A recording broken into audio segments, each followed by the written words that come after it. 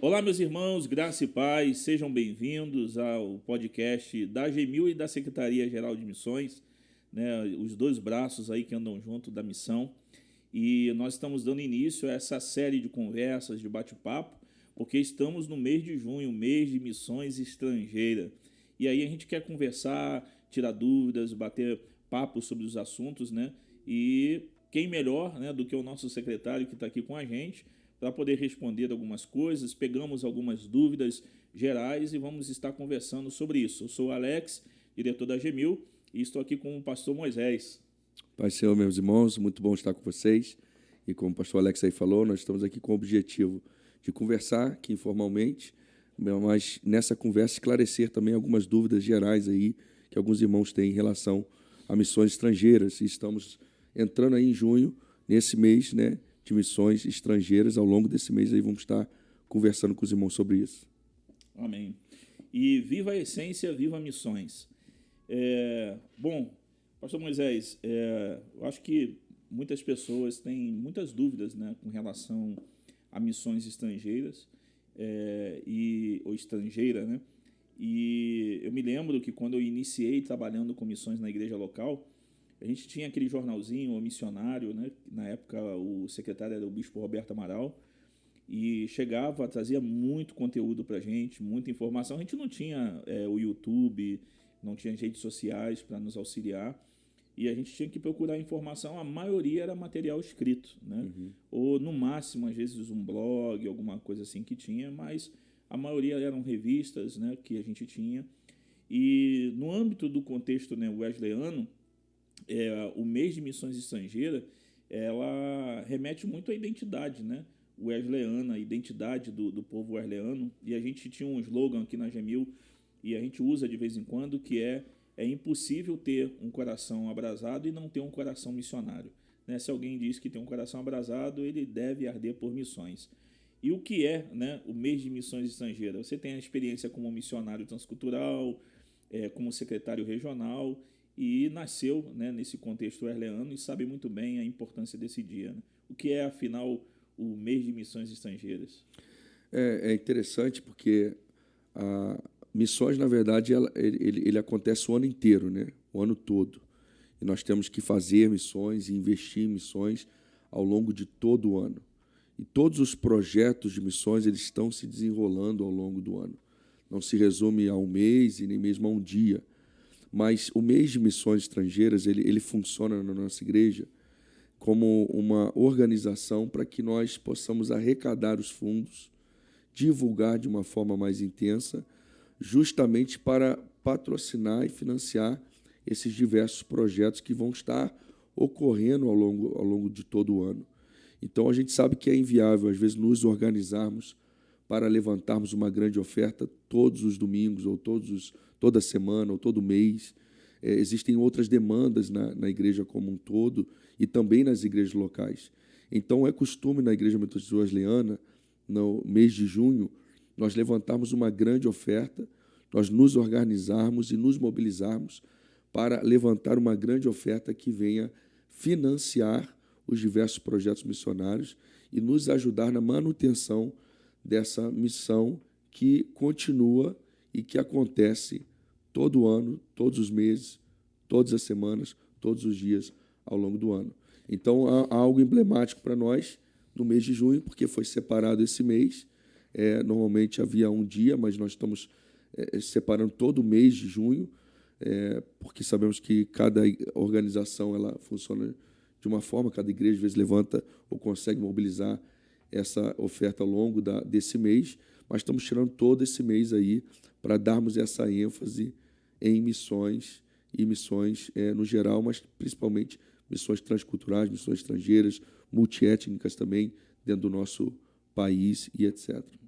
E, assim, muitas pessoas perguntam, né, às vezes, a gente já manda a oferta da igreja, né, quem está já nessa transição da cota, né, já envia aquele valor mensalmente. As igrejas locais, algumas já fazem isso. E aí, às vezes, se perguntam, né, poxa, a gente já manda a oferta todo mês, né, no mapa, já vai lá e a oferta. E essa oferta, muita gente confunde. essa oferta está indo para o missionário, que é, no caso, aquela oferta de missões estrangeiras, né, que era uma oferta anual, que foi diluída em algumas regiões, como a primeira, em 12 meses. Então, o valor que ele pagava cheio no mês de junho, ele dividiu para o ano inteiro e paga uma pequena parcela que ajuda a missão. E algumas da cota, né, são diferentes, e em breve a gente vai ter outras mudanças em relação a isso. Esse dinheiro, né, essa oferta, é diferente da oferta da adoção missionária, do sustento do missionário, né? E essa oferta acaba atingindo e chegando a necessidades que o sustento do missionário não cobre. Aluguel de templo, aluguel de casa, emergências médicas, viagens e tantas outras demandas que acontecem durante o ano. E as pessoas acabam confundindo isso. Então, essa oferta de junho, ela cobre outras necessidades que não é a necessidade do dia a dia do missionário, que é o sustento dele pessoal, né? E então essa oferta não está sustentando os missionários, ele está atendendo outras necessidades dos missionários, né? Complementos e tudo isso.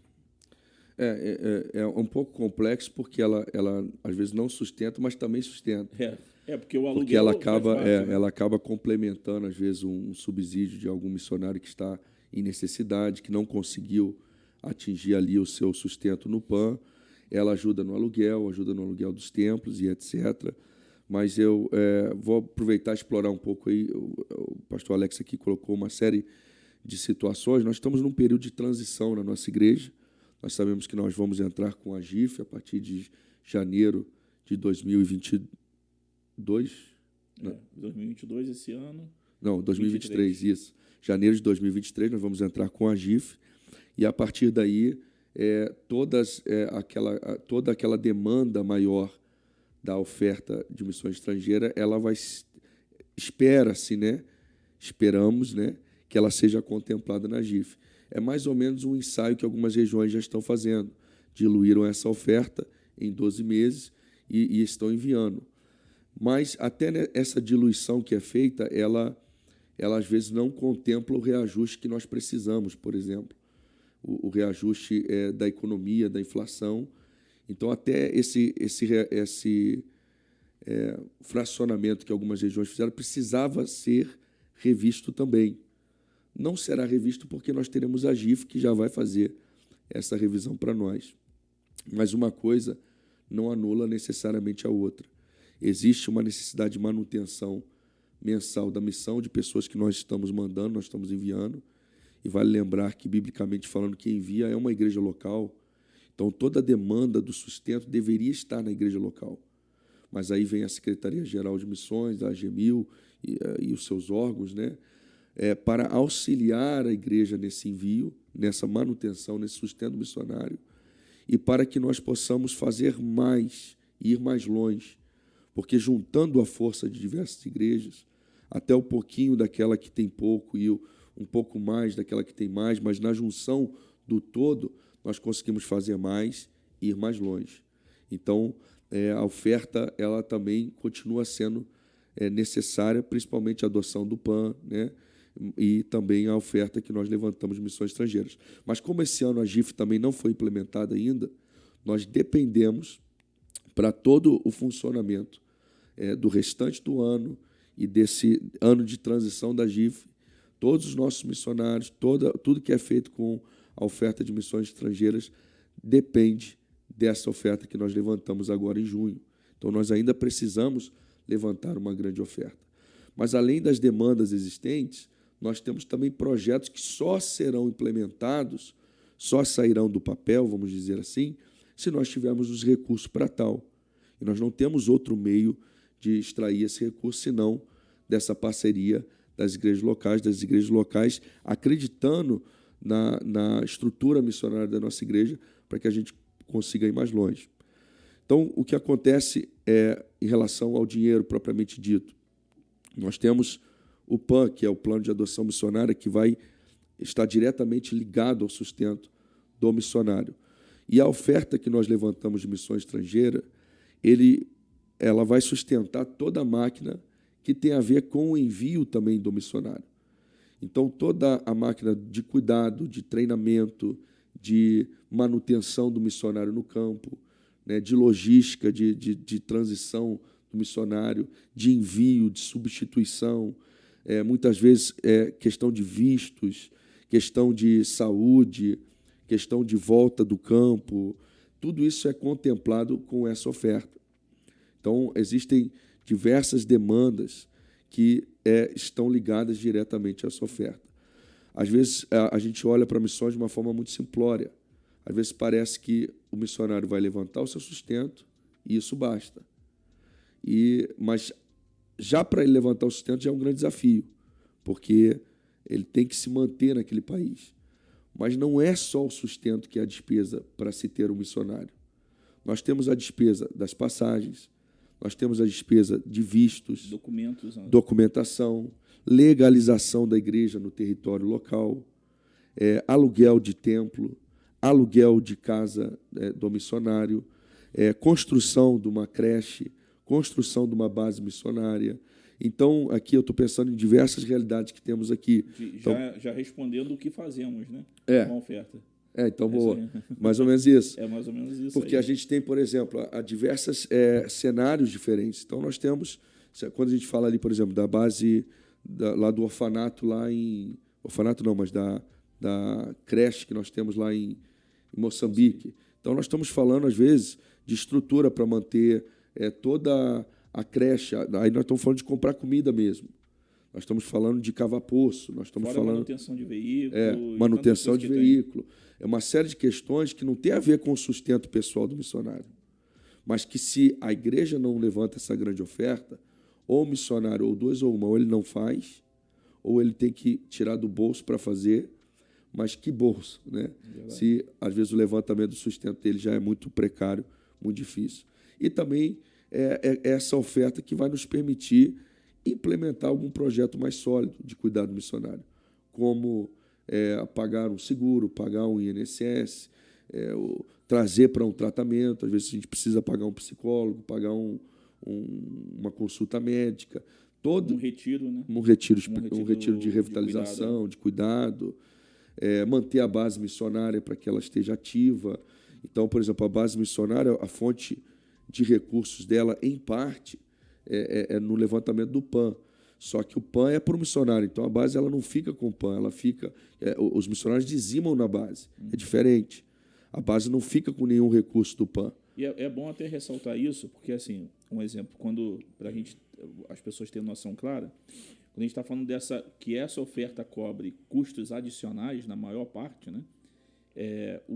Só de documentação, às vezes, de um obreiro que está indo para o campo, a gente chega a gastar aí quase 5 mil, se deixar, se for uma família. Uhum. O translado dele, entre passagem e tudo, vamos botar aí mais uns de 5 a 6 mil, dependendo do lugar, se for América Latina, né? Nós temos um exemplo recente que nós gastamos 26 mil reais, se eu não me engano, de uma família missionária. Não, total não, de passagem. Só passagem, de uma família missionária para um país estratégico, que a gente não pode nem divulgar aqui. Estava pensando em outra família. Falar abertamente, você entendeu? Não. Isso foi bem recente agora. E na verdade, era um recurso que nós não tínhamos nem previsão. Mas, como a obra é de fé, nós vamos fazendo, nós vamos atendendo também as demandas e pedindo parcerias. Algumas igrejas entraram, responderam solicitações nossas especiais, de ofertas especiais, e colaboraram conosco nessa passagem aí, por exemplo. Mas dá para imaginar o que são 26 mil? Como é que um missionário de um sustento pessoal ele teria condição de levantar isso?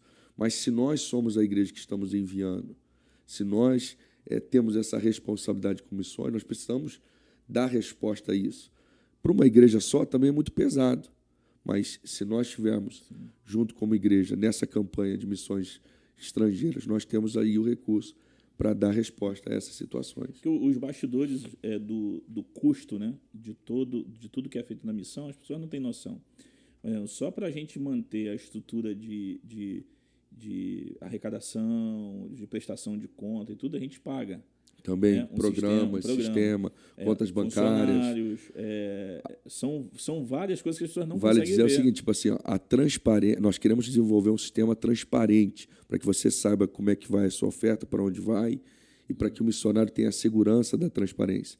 E temos isso hoje, pela graça de Deus. Tem acesso, todo mundo tem acesso, o mantenedor tem acesso, tudo é conta bancária, tudo certinho no nome da igreja.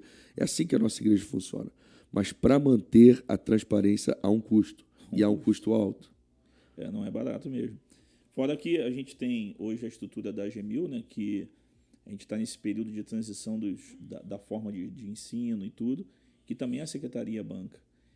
Então, a demanda, na verdade, é muito alta, né? Muito alta. E se não for essa oferta generosa do mês de missões, se não for isso chegando, fica aquela coisa muito ajustada e a grande preocupação de acontecer alguma coisa, né? Sim. Acontece um acidente com um missionário, alguma coisa, você às vezes não tem para cobrir.